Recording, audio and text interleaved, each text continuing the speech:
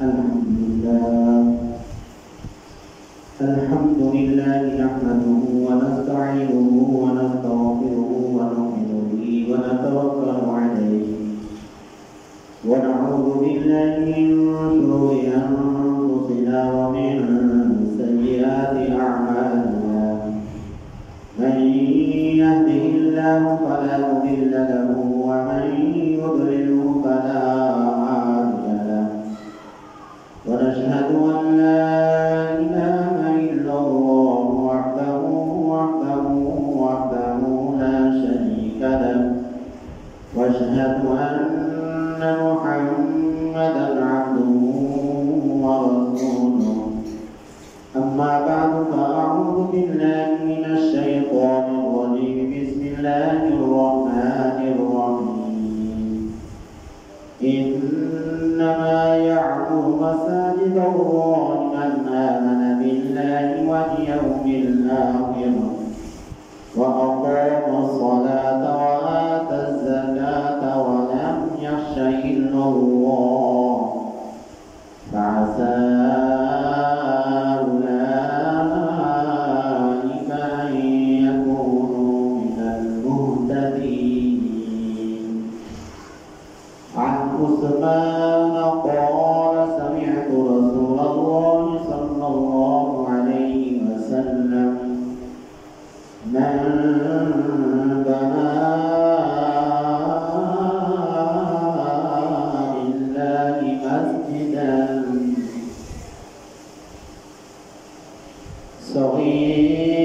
صغيرا كان أو كبيرا بنى الله له بيتا في الجنة أو كما قال عليه السلام صدق الله عليه وسلم صدق رسوله النبي الكريم. قال الله تبارك وتعالى في شأن حبيبه مخبرا وعامرا إن الله وملائكته يصلون على النبي يا أيها الذين آمنوا صلوا عليه وسلموا تسليما. تمام دعوات بلند شفاء الصلاة والسلام عليك يا رسول الله وعلى آلك وأصحابك يا حبيب الله. الصلاة والسلام عليك يا رسول الله وعلى آلك وأصحابك يا رحمة للعالمين. مولاي صل وسلم دائما أبدا على حبيبك خير خلق كلهم. هو الحبيب الذي ترجى شفاعته لكل هول من الأهوال المقتحمين. صلى الله تعالى على خلقه ونور عرشه محمد وآله وأصحابه أجمعين. واجب الاحترام حاضرین و ناظرین ناظرات السلام علیکم ورحمۃ اللہ وبرکاتہ. جیسا کہ آپ حضرات کو معلوم ہے یہ مسجد زیر تعمیر ہے. تعمیر کا سلسلہ اس مسجد کا جاری و ساری ہے. تو اس لیے آج بندہ ناچیز نے آپ کے سامنے جو معروضات پیش کرنی ہیں وہ ہیں مسجد کو تعمیر کرنے کے فضائل. جو مسجد کو آباد رکھتے ہیں, جو مسجد کو تعمیر کرتے ہیں, اللہ پاک ان لوگوں کو کیا کیا عزتیں عطا فرماتا ہے اور کیا کیا اپنی کرم نوازیوں سے مسجد کی تعمیر کرنے والوں کو نوازتا ہے. تو سورۃ توبہ کی آیت نمبر 58 آپ کے سامنے تلاوت کی ہے. اللہ پاک نے ارشاد فرمایا انما یعمر مساجد اللہ من آمن باللہ والیوم الآخر. کہ اللہ کی مسجدوں کو وہ لوگ آباد رکھتے ہیں جو اللہ اور آخرت کے دن پر ایمان رکھتے ہیں۔ وَأَقَامُوا الصَّلَاةَ وَآتَوُا الزَّكَاةَ، نماز قائم کرتے ہیں اور زکوٰۃ دیتے ہیں۔ وَلَمْ يَخْشَ إِلَّا اللَّهَ، صرف اللہ ہی سے ڈرتے ہیں۔ فَعَسَىٰ أُولَٰئِكَ أَن يَكُونُوا مِنَ الْمُهْتَدِينَ، فرمایا ان قریب یہی لوگ ہدایت یافتہ لوگوں میں سے ہو جائیں گے۔ اس آیت مقدسہ میں ایک تو یہ بتایا گیا جو بندہ 5 صفات کا حامل ہے، جس کے اندر 5 قسم کی خوبیاں اور صفتیں پائی جاتی ہیں، وہی جو ہے مسجد کو آباد رکھ سکتا ہے، وہی مسجد کا انتظامی امور میں متولی اور نگران بن سکتا ہے۔ کون کون سی 5 چیزیں؟ فرمایا ایک تو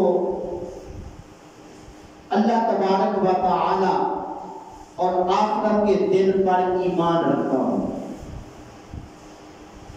ٹھیک ہے، اللہ پر بھی ایمان رکھتا ہو، آخرت کے دن پر بھی ایمان رکھتا ہو۔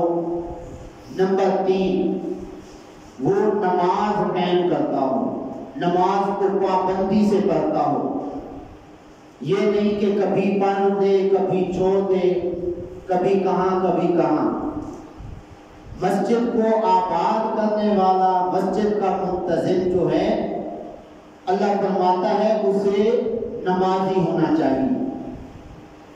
نمازی ہوگا، اس کو پتہ ہوگا کہ مسجد کے اندر کیا کیا ضرورتیں ہیں، کون سی سہولتیں ابھی مسجد کو مہیا کرنی ہیں، تو یہ وہی دیکھ سکے گا جو نمازی ہوگا، پابندی سے نماز پڑھنے کے لیے مسجد میں آئے گا۔ فرمایا کہ آباد مسجد کو کرنے کے لیے آباد کرنے والے کے اندر تیسری صفت کیا ہونی چاہیے کہ وہ نمازی ہو، نماز کو پابندی سے پڑھتا ہو۔ نمبر 4، فرمایا کہ وہ زکوٰۃ بھی دیتا ہو، اس لیے کہ جو زکوٰۃ دے گا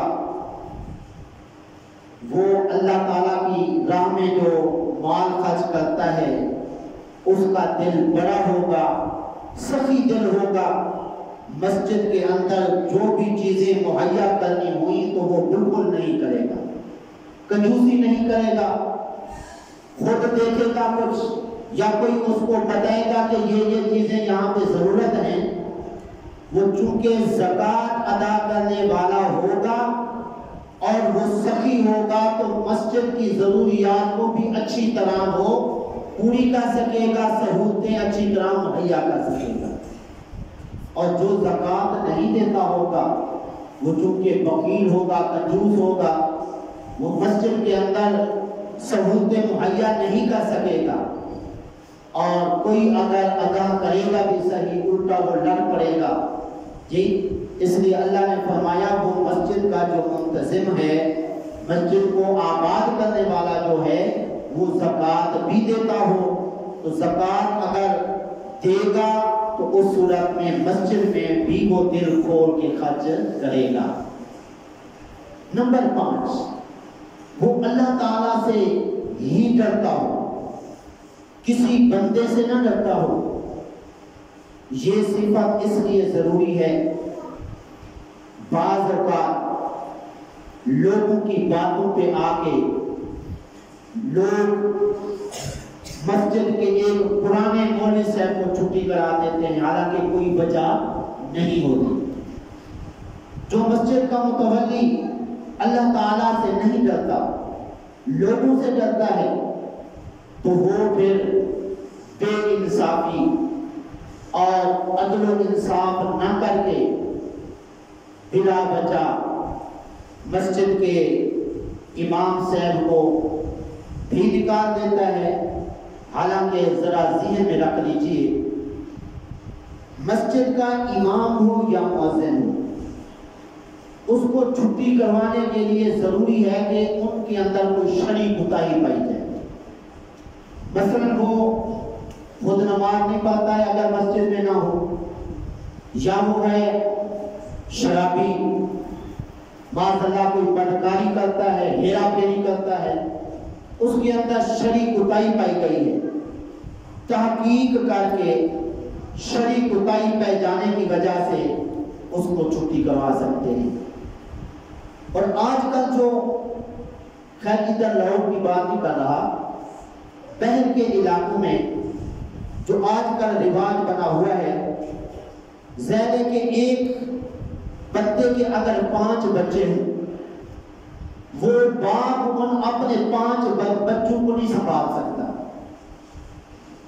کبھی ایک بچے کی وجہ سے پریشان ہوگا، کبھی سارے بچوں کی وجہ سے پریشان ہوگا، وہ اپنے 5 بچوں کو راضی نہیں رکھ سکتا۔ تو ایک امام مسجد کے اندر ہو، 50 قوموں کے لوگ وہاں پہ آتے ہوں، تو وہ امام سب کو کیسے راضی رکھ سکتا ہے؟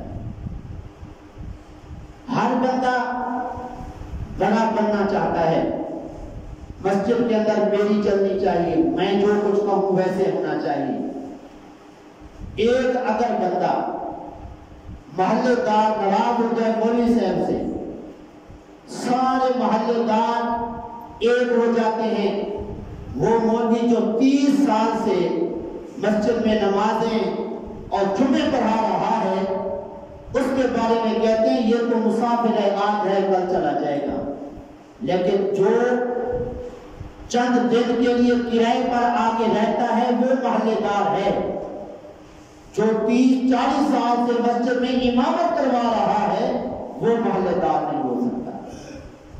اس لیے مولوی کو چھٹی کروانی ہے، تو 1-2 آدمیوں کے کہنے پر مسجد کا متولی جو اللہ تعالیٰ سے نہیں ڈرتا وہ قدم اٹھا لیتا ہے، اس طرح شریعت کے خلاف قدم اٹھا کے اس مولوی صاحب کو یا مؤذن کو بلا وجہ چھٹی کروا دیتا ہے۔ یہ اس بات کی نشانی ہے کہ اسے اللہ کا ڈر نہیں۔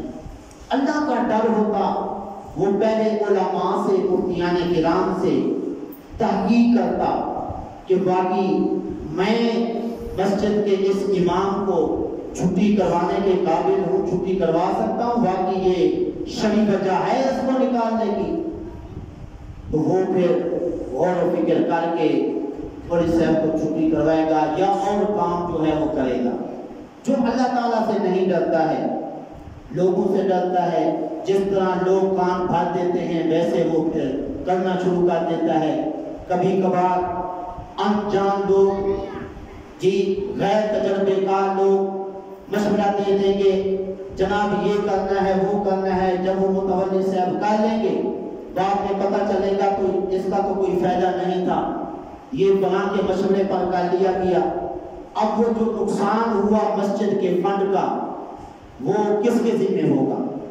متولی صاحب کے ذمہ ہوگا، کیونکہ اس نے کسی تجربے کار سے معلومات کرنی تھی، کوئی ٹھیکیدار سے کہ ادھر دیوار کھڑی کرنی ہے، کھڑکی لگانی ہے، تو کسی تجربے کار سے وہ پتہ کرتا کہ یہ چیز اگر ادھر بنا دی جائے تو اس کا نقصان تو نہیں ہوگا۔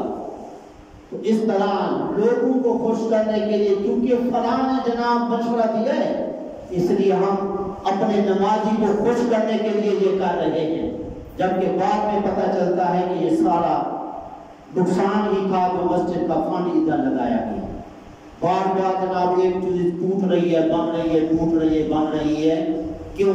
اس لیے کہ اپنی جیب سے خرچ نہیں ہو رہے۔ اگر جیب سے خرچ ہوتے، ایک روپیہ خرچ کرتے ہوئے پہلے بندے کو سوچ آتی ہے میں یہ خرچ کر رہا ہوں، جیب سے نکل رہے ہیں۔ اس لیے اللہ نے فرمایا جو اللہ تعالیٰ سے ڈرتا ہو، جسے یہ خوف ہو مسجد کا فنڈ کہاں پہ خرچ کرنا ہے، کس طریقے سے خرچ کرنا ہے، شریعت کیسے اجازت دیتی ہے، میں اس کے مطابق خرچ کروں، تو وہ مسجد کو آباد رکھ سکتا ہے۔ جس کو اللہ کا خوف نہیں ہوگا وہ فضول خرچیاں کرے گا. لوگ جو ہے وہ مسجد میں نمازی جو آئیں گے وہ دیکھ کے الٹا متنفر ہوں گے, مسجد چھوڑ جائیں گے. ادھر تو جناب فضول خرچی ہوتی ہے, پیسے چندے لے لیتے ہیں, لیکن کام کا جو یہاں پہ سلسلہ ہے وہ ٹھیک نہیں ہوتا. اس طرح لوگ پھر مسجد کو بے آباد کرنا شروع کر دیتے ہیں, یعنی مسجد میں نہیں آتے. تو اللہ نے فرمایا جو مسجد کو آباد کرنے والا ہے اس کے لیے کیا ہے, ضروری ہے کہ وہ اللہ تعالیٰ سے ڈرتا ہو اور صرف لوگوں سے نہ ڈرتا ہو. تو بہرحال یہ 5 صفات جس کے اندر ہوں گی وہی مسجد کا متولی, وہی مسجد کا منتظم اور وہی مسجد کا نگران بن سکتا ہے. ایک بات یہ ہو گئی. دوسری بات, مسجد اگر تعمیر کرنی ہے, نئی مسجد یا پرانی مسجد, اس پرانی یا نئی مسجد کو تعمیر کرنا کب جائز ہے؟ بعض اوقات مسجد بنانا بھی ناجائز ہوتی ہے. آئیے ذرا توجہ سے سماعت فرمائیے. مسجد جو بنانی ہے اس کا مقصد کیا ہونا چاہیے؟ اس کا مقصد اللہ تعالیٰ کی عبادت. یہ مسجد بنے گی, یہاں پہ اللہ کی عبادت ہوگی. اور یہ عبادت کون سوچے گا؟ اس عبادت کے لیے مسجد کون بنائے گا؟ وہی جو اللہ پر ایمان رکھتا ہے. جو اللہ پر ایمان نہیں رکھتا, وہ غیر مسلم ہے یا وہ منافق ہے, وہ مسجد اللہ کی عبادت کے لیے نہیں بنائے گا بلکہ وہ لوگوں کو اذیت دینے کے لیے بنائے گا. اللہ نے فرمایا اگر مسجد اذیت دینے کے لیے ہے, لوگوں کو تکلیف میں مبتلا کرنے کے لیے بنائی جا رہی ہے, وہ مسجد بنانا جائز ہی نہیں ہے. اگر وہ مسجد بن بھی جائے تو اس کو گرا دینا ضروری ہے. آئیے 11واں پارہ دوسرا رکوع, اللہ تعالیٰ نے ارشاد فرمایا والذین اتخذوا مسجدا ضرارا, وہ لوگ جنہوں نے مسجد کو نقصان پہنچانے کے لیے بنایا,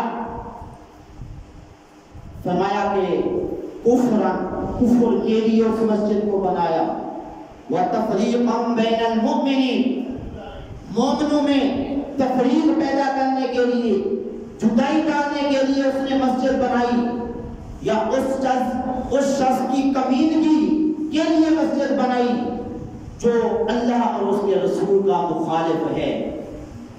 تو یہ مسجد جو تکلیف پہنچانے کے لیے بنائی گئی ہے, اللہ نے فرمایا لا تقم فی, محبوب اس میں آپ نے کھڑا نہیں ہونا ہے, کیونکہ یہ مسجد نقصان پہنچانے کے لیے بنائی گئی ہے. اس کی وضاحت تھوڑی سی یوں سمجھیے. مسجد قباء آپ نے سنی ہوگی, کہاں پہ ہے جی؟ مسجد قباء جو ہے مدینہ شریف کے قریب ہے جی. مدینہ شریف کے قریب مسجد ہے جس کو قباء کہتے ہیں. وہ قباء مسجد اللہ کا وہ گھر ہے جس میں کوئی بھی جا کے 2 رکعت نماز نفل پڑھے اس کو عمرے کا ثواب ملتا ہے. آقا کریم صلی اللہ علیہ وسلم اس مسجد میں کبھی پیدل تشریف لے جاتے تھے, کبھی سواری پر سوار ہو کے تشریف لے جاتے تھے. تو اس مسجد کے بعد ایک مسجد بنائی گئی. اس کو بنانے والے کون تھے؟ منافق. ایک کافر ہوتا ہے, کافر سے بھی بدتر ہے منافق, کیونکہ منافق کا جو انجام بتایا گیا ہے ان المنافقین فی الدرک الاسفل من النار, جہنم کے سب سے نچلے درجے میں جو ہے وہ منافق جائیں گے, جہاں پہ اللہ تعالیٰ نے بہت زیادہ عذاب جو ہے وہاں پہ رکھا ہوا ہے. ان منافقین نے مسجد قباء کے قریب ایک مسجد بنائی. بنانے کے بعد आका करीम सल्लल्लाहु अलैहि वसल्लम की बारगाह में आए, कहने लगे कुछ ज़ईफ कमज़ोर लोग होते हैं और बच्चे होते हैं, उनका यहाँ मस्जिद कुबा में आना नहीं होता, हमने वो मस्जिद बना दी है, तो आप करम बख्शी फरमाएं, एक नमाज वहाँ पे आप पढ़ दें, वहाँ पे बरकत हो जाएगी, फिर बाद में लोग वहाँ पे नमाज पढ़ते रहेंगे। और ये सहाबा किराम रिज़वानुल्लाहि अलैहिम अजमईन का मामूल था कि घर में भी अगर कोई मस्जिद बनाते ना, नमाज पढ़ने के लिए कोई जगह मुतय्यन करते, तो आका करीम सल्लल्लाहु अलैहि वसल्लम को अर्ज करते, आप एक मरतबा तशरीफ लें, वहाँ घर में जो हमने घर की मस्जिद बनाई है, घर वाले नमाज पढ़ेंगे, हम भी कभी पढ़ लिया करेंगे, आप एक मरतबा वहाँ पे तशरीफ लें, नमाज एक मरतबा पढ़ दें तो बरकत हो जाएगी, फिर बाद में हम वहाँ पे नमाज पढ़ते रहेंगे। और सहाबा किराम के बड़े पीर चूंकि हुजूर थे, इसलिए हुजूर को बोले जाते थे। बाद वाले फिर अपने मुर्शिद करीम, अपने उस्तादों को घर पर ले जाया करते थे कि जी इधर आप नमाज पढ़ लें, यहाँ पे आपकी वजह से बरकत आ जाएगी, हम भी नमाज पढ़ेंगे, हमारे बच्चे भी यहाँ पे नमाज पढ़ेंगे। तो इस तरह उन मुनाफिकीन ने भी यही कहा, हुजूर आप तशरीफ ले नमाज पढ़ते ताकि बरकत हो जाए। आका करीम सल्लल्लाहु अलैहि वसल्लम ने फरमाया, अभी हम जंगे तबूक के लिए जा रहे हैं, वापस जब आएंगे तो अल्लाह अगर चाहेगा तो फिर हम यहाँ पे नमाज पढ़ लेंगे। तो चूंकि वो मस्जिद नुकसान पहुंचाने के लिए बनाई गई थी और मुनाफिकीन ने मोमिनों को नुकसान पहुंचाने के लिए बनाई थी, इसलिए जब जंगे तबूक से वापस आका करीम सल्लल्लाहु अलैहि वसल्लम तशरीफ लाए, अल्लाह ने जिब्रील को भेजा, फरमाया जिब्रील जाके महबूब से कहो ला तकुम फीही अबदा, इस मस्जिद में कभी भी आपने नहीं जाना है। क्यों? ये कोई इबादत के लिए नहीं बनाई गई, ये तो मोमिनीन को नुकसान पहुंचाने के लिए, मोमिनीन को आपस में लड़ाने के लिए बनाई गई है। और इस तरह ये कुफ्र यहाँ पे फैलाने के लिए बनाई गई है। इसलिए आका करीम सल्लल्लाहु अलैहि वसल्लम के पास जब जिब्रील अलैहिस्सलाम ने आकर ये खबर दी, तो आका करीम सल्लल्लाहु अलैहि वसल्लम ने सहाबा को भेज के उस मस्जिद को गिरवा दिया और फरमाया कि ये इबादत के लिए नहीं बनी, ये तो उल्टा कुफ्र फैलाने के लिए और मोमिनीन और मुसलमानों को नुकसान पहुंचाने के लिए बनाई गई है, इसलिए इसको अब गिरा देना है। हुजूर के हुक्म पर वो मस्जिद गिरा दी गई। लेकिन आज मंदिर जो है हमारे मुल्क के पाकिस्तान के बड़े जो है उल्टा फंड दे के बनवाते हैं। समझ गए होंगे आप, कुछ अर्सा पहले मंदिर तैयार किए गए इस्लामाबाद, जबकि हुक्म क्या है, अगर कुफर फैलाने के लिए और इस तरह मोमिनों को नुकसान पहुंचाने के लिए अगर मस्जिद बना दी जाए तो उसको गिराने का हुक्म है।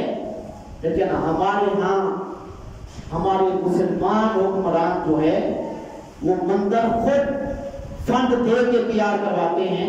तो बड़ा मैं अर्ज कर रहा था, मस्जिद बनाना कब जायज है?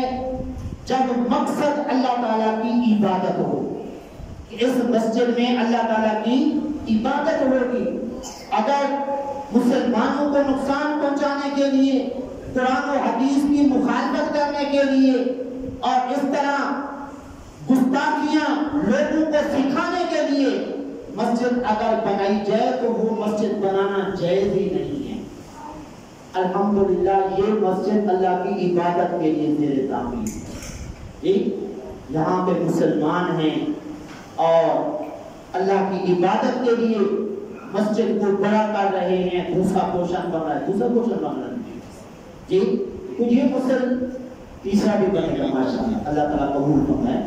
तो ये अल्लाह ताला की इबादत के लिए मुसलमानों को यहाँ पे सहूलत मुहैया करने के लिए मस्जिद ज़ेरे तामीर है। अल्लाह उनको सलामत रखे कि जो ज़ौक़ शौक़ से इस मस्जिद की तामीर में हिस्सा मिला रहे हैं।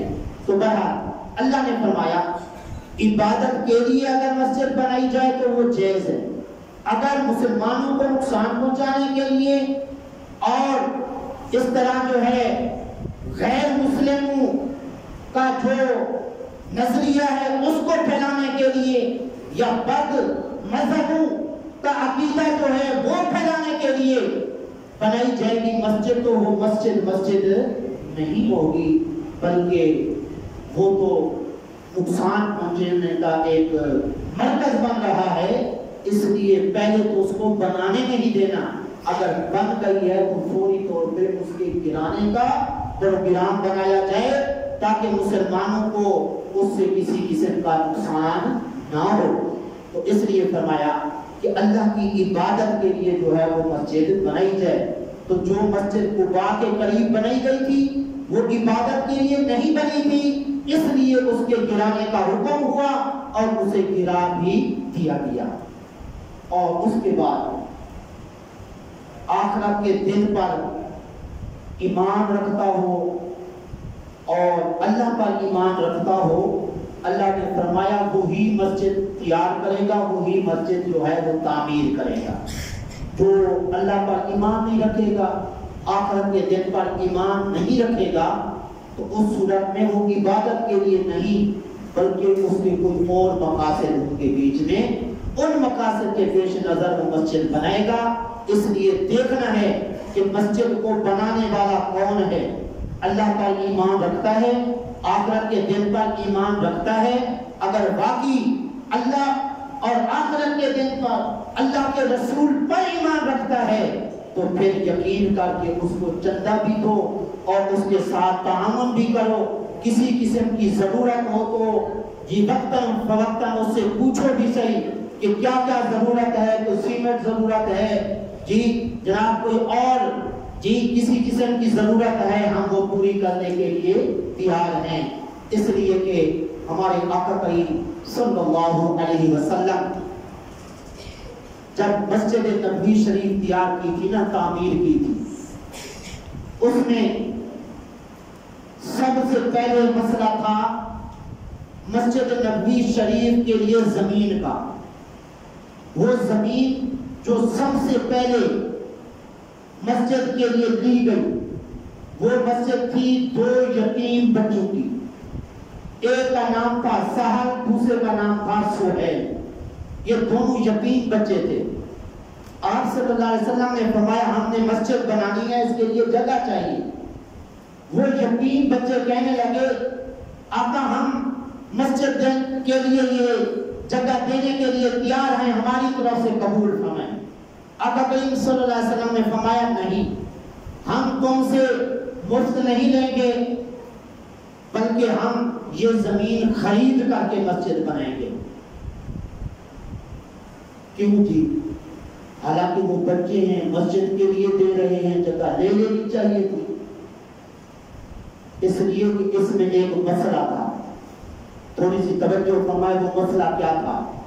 وہ مسئلہ یہ تھا، وہ چونکہ یتیم بچے تھے، نابالغ تھے، نابالغ بچہ جو ہے کوئی چیز بیچے یا خریدے، وہ اس کا خریدنا یا بیچنا جو ہے وہ پکا نہیں ہوتا، ٹھیک ہے؟ جو اس کا ہوتا ہے نگران، اس کی کفالت کرنے والا، وہ اگر کوئی چیز بچہ بیچے یا خریدے یا کسی کو کچھ دے دے، وہ جو کفیل ہے وہ اگر مناسب سمجھے گا تو وہ اس کا خریدنا یعنی نابالغ بچے کا بیچنا، خریدنا یا ہیبہ کرنا وہ جائز ہوگا۔ وہ یتیم بچہ، نابالغ بچہ اپنے طور پہ کوئی چیز نہیں دے سکتا۔ آقا کریم صلی اللہ علیہ وسلم نے یہی بتایا قیامت تک آنے والوں کو کہ یہ نابالغ بچے ہیں، ان کا اپنی ثواب دید پہ مسجد کے لیے جگہ دینا جائز نہیں ہے کہ یہ یتیم ہیں، مسکین ہیں، الٹا تو ان کے ساتھ تعاون کرنا چاہیے۔ اس لیے آقا کریم صلی اللہ علیہ وسلم نے فرمایا تمہارا جذبہ اپنی جگہ پہ، لیکن جو شرعی حکم ہے وہ کیا ہے کہ تم سے یہ جگہ خریدی جائے۔ آقا کریم صلی اللہ علیہ وسلم نے جب یہ فرمایا ہم خریدیں گے تو پھر حضور کے حکم کے مطابق وہ جگہ خریدی گئی. اب وہ کون تھا خوش نصیب جو مسجد نبی شریف کے لیے جگہ پہلے خرید کر کے دے رہا ہے؟ پتہ ہے آپ کو؟ وہ ہیں حضرت سیدنا صدیق اکبر رضی اللہ عنہ. 10 دینار میں وہ جگہ ان 2 یتیموں سے خرید کر کے آقا کریم صلی اللہ علیہ وسلم کی بارگاہ میں پیش کی. از کی اس پہ مسجد بنے. پھر اس مسجد کے بنانے کے لیے نیاں کھودی گئی. نیاں کھودنے کے بعد سب سے پہلے جس شخصیت نے اٹ رکھی، سنگ بنیاد رکھی، وہ کون ہے؟ ہمارے آقا کریم صلی اللہ علیہ وسلم. سب سے پہلا پتھر ہمارے آقا نے نیچے رکھا. دوسرا پتھر حضرت ابو بکر رضی اللہ تعالیٰ عنہ. تیسرا پتھر حضرت عمر رضی اللہ تعالیٰ عنہ. اور چوتھا پتھر حضرت عثمان رضی اللہ تعالیٰ عنہ. 5واں پتھر حضرت علی رضی اللہ تعالیٰ عنہ نے رکھا. پھر اس کے بعد مختلف صحابہ کو موقع دیا گیا اور آقا کریم صلی اللہ علیہ وسلم خود مسجد نبوی شریف کی تعمیر کے لیے پتھر اٹھائے اور صحابہ کرام کے ساتھ جو ہے پتھر اٹھائے. صحابہ کرام نے بھی اٹھائے، آقا کریم صلی اللہ علیہ وسلم نے بھی پتھر اٹھائے. نیوں کے لیے پتھر استعمال کیے گئے. پھر جب اوپر دیوار کھڑی کی گئی وہ کچی اینٹوں سے کھڑی کی گئی.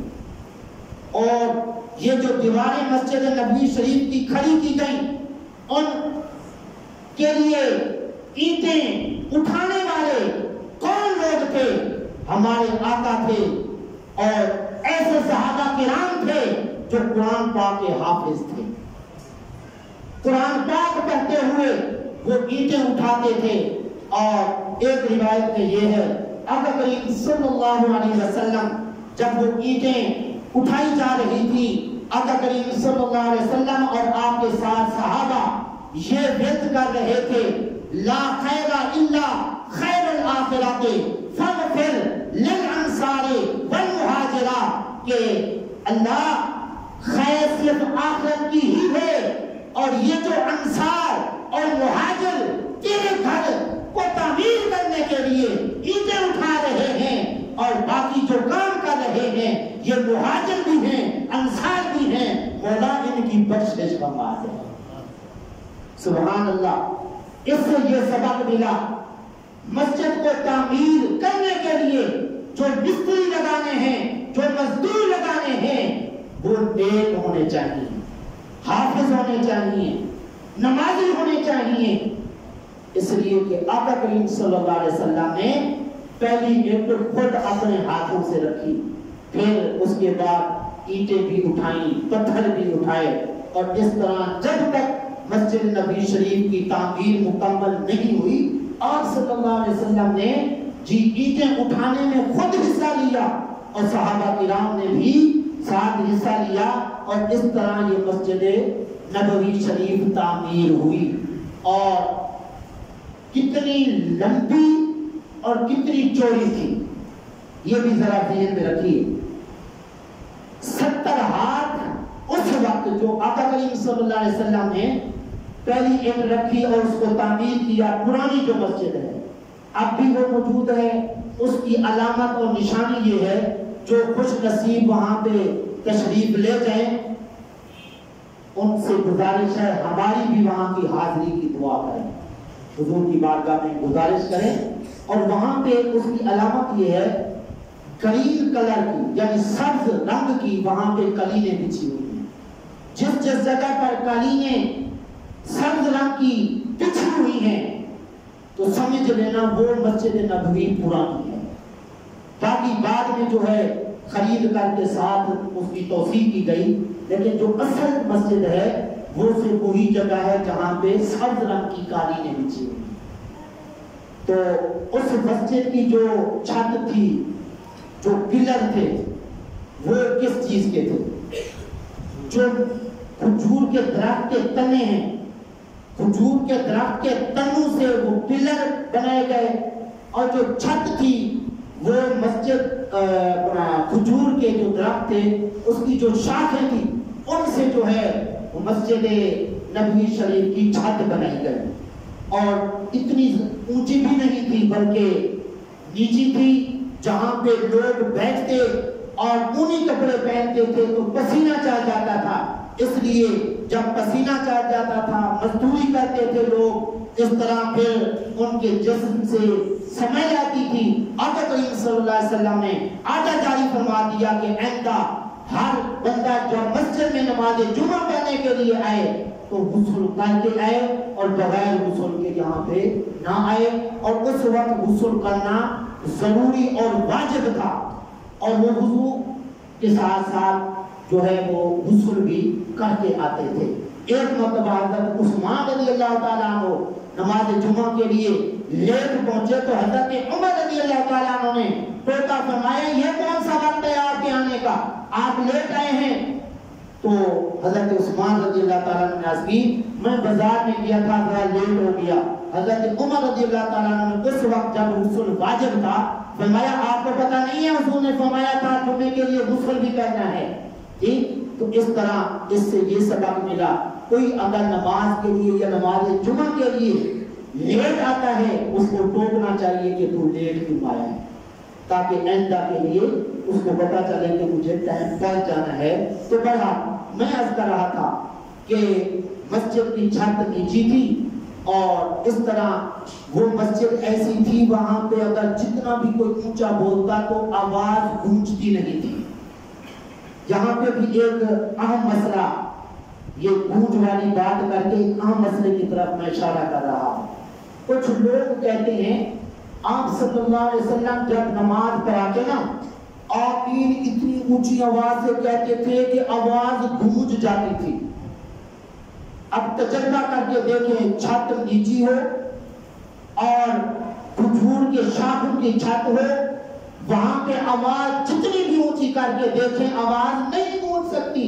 جب آواز وہاں پہ نہیں گونج سکتی لہذا یہ دلیل نہیں بنا سکتے کہ حضور جب آمین کہتے تھے تو آواز گونج جاتی تھی، جب یہ ممکن ہی نہیں ہے لہذا یہ دلیل ہی نہیں بن سکتی کہ آمین حضور اونچی آواز سے کہتے تھے۔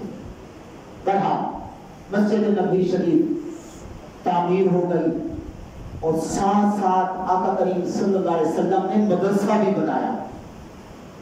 وہ مدرسہ صفے کے نام سے مشہور تھا، اب بھی وہ وہاں پہ موجود ہے، وہ جو حضرات وہاں پہ گئے ہیں ان کو پتہ ہے جی آقا کریم صلی اللہ علیہ وسلم کے روضے مبارک کے پیچھے بیس رہتے اونچی جگہ ہے، وہاں پہ آقا کریم صلی اللہ علیہ وسلم کے جو طالب علم تھے 70 کی تعداد میں وہ وہاں پہ بیٹھ کے حضور سے تعلیم حاصل کرتے، اور کوئی میٹنگ کرنی ہوتی حضور نے کوئی خاص مشورے کرنے ہوتے تو وہاں پہ جو ہے خاص لوگ بیٹھتے وہاں پہ جو ہے وہ مشورہ کرتے۔ تو اس طرح حضور نے مسجد کے ساتھ ساتھ مدرسہ بھی بنایا۔ الحمدللہ آپ حضرات بھی بڑے خوش نصیب ہیں، اور سب سے بڑے خوش نصیب وہ لوگ ہیں ماشاءاللہ جنہوں نے مسجد کو تعمیر کروایا اور ساتھ ساتھ ماشاءاللہ مدرسہ بھی تعمیر کیا۔ تو یہ گویا کہ سنت ہے مسجد بنانا اور ساتھ مدرسہ بھی بنانا۔ مدرسہ بھی آقا کریم صلی اللہ علیہ وسلم نے بنایا، اس مدرسے کے اندر 70 لوگ جو ہے تعلیم حاصل کرتے جن کا کوئی گھر بار بھی نہیں تھا، جن کے کھانے پینے کا کوئی انتظام بھی نہیں تھا، اور ان کو کھانے کے لیے کہاں سے ملتا؟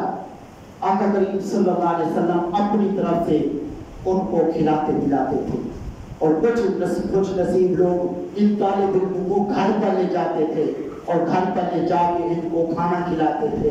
لیکن ان طالب علموں کو کھانا کھلانے کی برکتیں کتنی ہیں، اب وقت نہیں ہے، میں مختصر عرض کرتا ہوں۔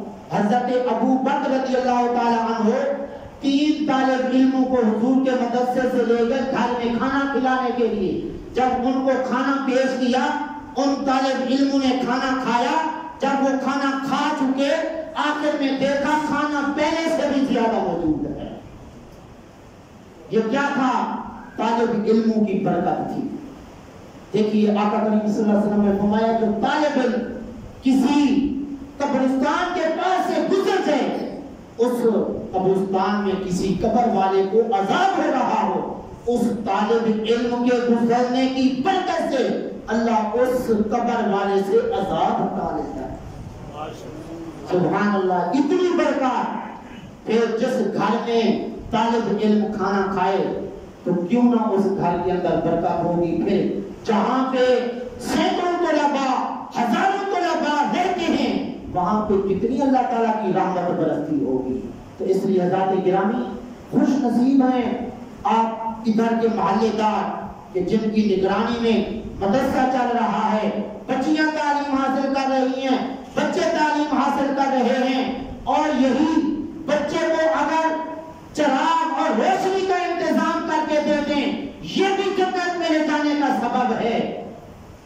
حضرت سلطان محمود غزنوی ایک دن جا رہے تھے، راستے میں ایک بچے کو دیکھا جو ایک کباب بیچنے والے کی دکان پہ کھڑا تھا۔ اس کباب بیچنے والے نے چراغ پر جو ہے وہ انتظام کیا ہوا تھا، اس چراغ کی روشنی میں بچہ کتاب لے کے پڑھ رہا تھا۔ جب ہوا چلتی تھی تو چونکہ ہوا چلنے سے وہ روشنی ختم ہو جاتی ہے، وہ بچہ پھر آگے تھوڑا سا ہو جاتا تھا۔ تو بادشاہ دیکھ کر حیران ہوا کہ یہ بچہ اتنا محنتی لیکن اس کے پاس چراغ کا انتظام نہیں ہے۔ تو اس نے اپنے خادم کو کہا یہ جو ہمارے پاس بتی ہے نا، اس بچے کو دے دو، یہ بچہ گھر میں جا کے سکون سے یہ اپنا علم حاصل کرے اور کتاب کا مطالعہ کرے۔ رات کو وہ بادشاہ سویا اور آقا کریم صلی اللہ علیہ وسلم نے زیارت کروائی، فرمایا اے محمود غزنوی آپ کو مبارک ہو، آپ نے یہ چراغ اور بھتی جو میرے ایک مہمان کو، ایک طالب علم کو، انبیاء علیہ السلام کے ایک وارث کو یہ جو چراغ دے دیا ہے، یہ بھتی دے دیا ہے، اس وجہ سے آپ کا جنت میں داخلہ ہو گیا ہے، جنت میں داخلہ ہو گیا۔ آقا کریم صلی اللہ علیہ وسلم اس سے معلوم ہوا کہ مدرسے کے جو طالب علم ہیں یہ حضور کے مہمان ہیں، اور حضور کو پتہ ہے کہ کس کے ساتھ کیا سلوک کیا جا رہا ہے۔ اگر طالب علموں کے ساتھ زیادتی کی جائے حضور کو اس کا بھی پتہ ہے، اگر تعامل کیا جائے حضور کو اس کا بھی پتہ ہے۔ یہ طالب علم ہیں، اگر ان کا حضور خیال رکھتے ہیں، جو ان کو پڑھانے والے ہیں ان کا حضور خیال نہیں رکھتے ہوں گے۔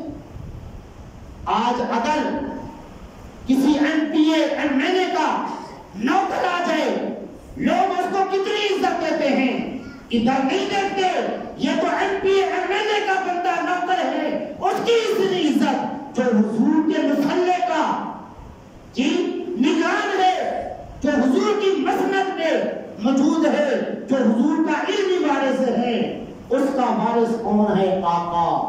اس لیے جس طرح M P A M L A کے نوکر سے ڈر لگتا ہے، اسی طرح حضور کے نوکروں سے، علماء سے ڈرنا چاہیے کہ کہیں اگر ان کی توہین ہو گئی، ان کی گستاخی ہو گئی تو بہت بڑا نقصان ہے۔ بہرحال میں عرض کر رہا تھا، اللہ نے فرمایا کہ مسجد کون آباد کر سکتا ہے، کون تعمیر کر سکتا ہے؟ جو مومن ہو۔ اور کس لیے مسجد تعمیر کی جائے؟ اللہ کی عبادت کے لیے، ٹھیک ہے جی۔ تو باقی جو لوگ اس مسجد کو آباد کرتے ہیں ان کے بارے میں صرف ایک حدیث، اس کے بعد گفتگو میں ختم کرتا ہوں۔ حضرت انس رضی اللہ تعالیٰ عنہ فرماتے ہیں، آقا کریم صلی اللہ علیہ وسلم نے ارشاد فرمایا، اللہ تعالیٰ ارشاد فرماتا ہے میں چاہتا ہوں زمین والوں کو عذاب ہو، لیکن 3 قسم کے لوگ ایسے ہیں جب میں ان کو دیکھتا ہوں تو پھر عذاب دینے کا ارادہ ترک کر دیتا ہوں، عذاب نہیں دیتا۔ کون ہے وہ خوش نصیب 3 قسم کے لوگ؟ آقا کریم صلی اللہ علیہ وسلم نے فرمایا، ایک تو وہ لوگ جو مسجد کو آباد رکھتے ہیں، مسجد کو آباد رکھتے ہیں۔ مسجد کو آباد رکھنے کی کئی صورتیں ہیں۔ مسجد کے اندر آج کل جس طرح گرمی ہے، اے سی کا انتظام کرنا، مسجد کی صفائی کرنا، اچھے امام اور خوبصورت آواز والے امام کا انتظام کرنا، یعنی جو چیزیں مسجد کو آباد رکھنے کا سبب ہے ان چیزوں کو مسجد کے اندر مہیا کرنا، یہ مسجد کو آباد کرنے کا ایک سبب ہے۔ اور جو مسجد کے آباد کرنے کا اسباب اختیار کرتے ہیں وہی مسجد کو آباد رکھتے ہیں، انہی کی برکت سے اللہ زمین والوں سے عذاب ہٹا لیتا ہے۔ سبحان اللہ۔ ہمارے ہاں تو ماشاءاللہ اللہ تعالیٰ معاف فرمائے کہ اگر جیب سے کچھ نہیں بھی دیں گے نا تو الزام ضرور لگائیں گے، جناب یہ مسجد کے متولی پتہ نہیں اتنے پیسے آ رہے ہیں، کہاں یہ خرچ کر رہے ہیں، وہ پچھلے سال اتنے پیسے تھے، 6 مہینے پہلے اتنے پیسے تھے، یہ کہاں کیا جناب، یہ تو اپنا کاروبار کر رہے ہیں جی، یہ پیسے کھائی جا رہے ہیں۔ ذرا توجہ سے سماعت فرمائیے، ایک تو ہے حقیقت، ایک ہے الزام۔ اگر کسی پہ الزام لگائیں گے تو اس کو معاشرے کے اندر گویا کہ زندہ نہیں رہنے دے رہے۔ ظاہر ہے کہ اگر مثال کے طور پر حاجی صاحب کہیں جناب اس کے مسجد کے جو متولی ہیں جناب 10,000 روپیہ کھا گئے، حالانکہ انہوں نے کھایا نہ ہو، تو اس کے بعد اگر 20 لوگوں کے سامنے کہا جائے، شیطان خبیث ہے وہ بھی دل میں ڈالے گا ہاں بات تو ٹھیک ہے، اتنے لوگ پیسے دیتے ہیں کہاں جاتے ہیں۔ اب وہ 20 بندے نفرت سے دیکھیں گے نا، دل کے اندر نفرت رکھ لیں گے۔ آقا کریم صلی اللہ علیہ وسلم نے کیا فرمایا؟ فرمایا کہ اگر میرے بارے میں کوئی بات کرے مجھے نہ آ کے بتایا کرو، تاکہ جب میں ملوں تو میرا دل اس پر صاف ہو اور پاک ہو۔ حضور کا دل تو پاک صاف ہی ہوتا ہے نا۔ یہ اصل میں ہمیں سبق دینا چاہتے تھے، کسی کے خلاف کسی کے دل میں نفرت نہ پھیلاؤ۔ تو اس طرح حضرات گرامی سے ایک الزام، اور دوسرا غیبت بھی۔ غیبت جو ہے کتنی نقصان دہ چیز ہے کہ نیکیاں جو ہے جس کی غیبت کی جاتی ہے اس کے نامہ اعمال میں لکھ دی جاتی ہے۔ ایک بزرگ نے بڑی خوبصورت بات کی وہ کر کے میں اجازت چاہتا ہوں۔ ایک بزرگ تھے، انہوں نے فرمایا ویسے تو میں زندگی میں کبھی غیبت نہیں کی ہے، اگر میں نے غیبت کرنی بھی ہوئی میں اپنی ماں کی غیبت کروں گا۔ لوگ حیران کیوں ماں کی غیبت؟ فرمانے لگے غیبت کرنے سے نیکیاں اس شخص کے کھاتے میں جاتی ہیں جس کی غیبت کی جاتی ہے، ماں کی غیبت کروں گا میری نیکیاں چلے ماں کے کھاتے میں تو جائے گی۔ حضرت امام بخاری علیہ رحمت کے والد تھے اسماعیل، وہ کہا کرتے تھے قیامت کے دن اللہ کے حضور میں یہ فخر سے کہہ سکوں گا مولا میں نے زندگی بھر تیرے کسی بندے کی غیبت نہیں کی۔ ذرا غور کو فرمائیے کیسے پاک لوگ، پاکیزہ لوگ اور پاک صاحب گزرے ہیں جنہوں نے غیبت نہیں کی، جھوٹ نہیں بولا، اور اس طرح اللہ کے گھروں کو آباد کرنے کی کوشش کی۔ اس لیے میں مرتبہ گزارش کروں گا، آپ ناراض بھی نہ ہو، خیر ادھر کی بات نہیں، وہ کچھ مزدور لوگ بھی باہر سے آئے ہوتے ہیں نا، تو ان کو میں مخاطب ہوں۔ ادھر کے لوگ تو ماشاءاللہ بڑے نیک لوگ ہیں، اور ماشاءاللہ بندہ نصیحت سنتا رہتا ہے، کبھی جناب مدرسہ بنا رہے ہیں، کبھی جناب جی مسجد کا کام کروا رہے ہیں، اب آپ کے سامنے ہے۔ تو اس طرح جو دوسرے لوگ ہیں باہر سے آنے والے جن کے دلوں میں ذہنوں میں غلط فہمی ہو جاتی ہے، میں ان سے گزارش کروں گا کہ جب بھی ذہن میں کوئی جی خیال آ جائے کہ شاید مسجد کا فنڈ ٹھیک جگہوں پہ نہیں لگ رہا، یہ مسجد کے متولی دوسرے لوگ کھا رہے ہیں، تو بس تحقیق کر لینی چاہیے۔ یہاں میرے دل میں تھوڑا سا یہ خیال آیا ہے، ذرا مجھے بتا دیں کہ اتنا فنڈ آیا کہاں گیا، لیکن جن سے اگر تحقیق کی جائے ان کو بھی غصہ نہیں کرنا چاہیے۔ کیوں؟ غصہ اگر کریں گے مزید وہ متنفر ہوگا، دوسروں کو متنفر کرے گا۔ اگر پیار سے اس کو بتا دیں کہ جناب اتنا فنڈ تھا، اتنا فلاں جگہ پہ لگا ہے، فلاں جگہ پہ لگا ہے، تو وہ دل سے پیار بھی کرے گا، آئندہ دوسرے لوگوں کو بھی کہے گا مسجد کے لیے فنڈ دو، مدرسے کے لیے فنڈ دو۔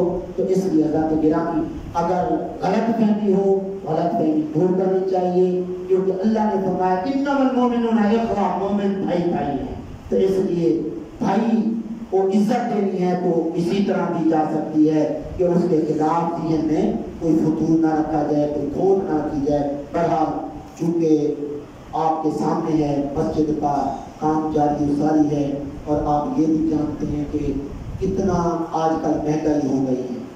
گھر میں اگر گھی لینا ہو، دال لینی ہو، 100 مرتبہ کم از کم بندہ سوچتا ہے کہ میں کیسے لے جاؤں۔ پھر یہ مسجد کے جو کام ہوتے ہیں، یہ ظاہر ہے کہ آسمان سے تو پیسے نہیں ملتے نا، جی بندے ہی دیتے ہیں نا، تو بندے دیتے ہیں تو ہم بھی بندے ہیں نا اللہ تعالیٰ کے۔ تو اس لیے ہمیں دل کھول کے مسجد کے ساتھ تعاون کرنا چاہیے، اور مسجد کے لیے سریا، سیمنٹ، باقی جو مزدور ہیں، مستری ہیں، ان کے بھی اخراجات ہیں، تو ان کے لیے دل کھول کے اور بلکہ دوسروں کو بھی ترغیب دے کے اس طرح اگر مسجد کے اندر خود دیں گے، چاہے 1 روپیہ بھی دے دیں گے، وہ بھی ایسے ہے جیسے آپ نے مسجد تعمیر کر دی۔ آقا کریم صلی اللہ علیہ وسلم نے ترمذی شریف کے اندر حدیث ہے، فرمایا جو اللہ کی رضا کے لیے مسجد بناتا ہے، چاہے وہ چھوٹی ہو چاہے وہ بڑی ہو، اللہ اس کے لیے جنت میں گھر تیار کر دیتا ہے۔ اور بلکہ ایک حدیث میں حضور نے فرمایا چیل کے گھونسلے کی طرح بھی اگر کسی نے مسجد بنا لی، اللہ اس کے لیے بھی جنت میں گھر تیار کر دے گا۔ تو گھونسلہ کتنا بڑا ہوتا ہے جی، تو 100-200 روپے والا بھی انشاءاللہ اپنا گھر جنت میں بنوا لیتا ہے۔ تو اس لیے میں تو ویسے یہ گزارش کیا کرتا ہوں، چھوٹے بچے ہوں یا بڑے ہوں، اگر زیادہ خرچ نہیں بھی کر سکتے، روزانہ اپنی توفیق کے مطابق 1 روپیہ 2 روپے 10 روپے ضرور خرچ کریں، یہ سمجھ کر کے اللہ راضی ہوتا ہے، اور ساتھ ساتھ فرشتہ دعا کرتا ہے، جی جی صبح فرشتہ دعا کرتا ہے اللہ خرچ کرنے والے کو بدل عطا فرما دے۔ تو اس طرح ایک خرچ کرنے کے بدلے 10 ملتے ہیں، جتنا زیادہ اخلاص ہوتا ہے زیادہ بھی ملتے ہیں۔ تو بہرحال اگر چھوٹے بچے کو پیسے دے ہیں نا خرچے کے، بیٹا یہ 9 روپے آپ نے 1 روپیہ آپ نے مسجد کے گلے میں ڈالنا یا مدرسے کے گلے میں ڈالنا، اللہ کی راہ میں دینا، ایسا ایسا اس کی عادت بن جائے گی۔ اس طرح ایک وقت آئے گا وہ لاکھ روپے خرچ کرنے والا بن جائے گا، وہ کون ہوگا؟ ہمارا بیٹا۔ تو بہرحال اللہ تعالیٰ کی پاک بارگاہ میں دعا ہے جو کچھ کہا اللہ تعالیٰ عمل کی توفیق عطا فرمائے۔ اور چونکہ ساری ضروریات کا آپ کو پتہ ہے، یہ کاغذ کے اوپر ساری صورتحال لکھی گئی ہے، ابھی آپ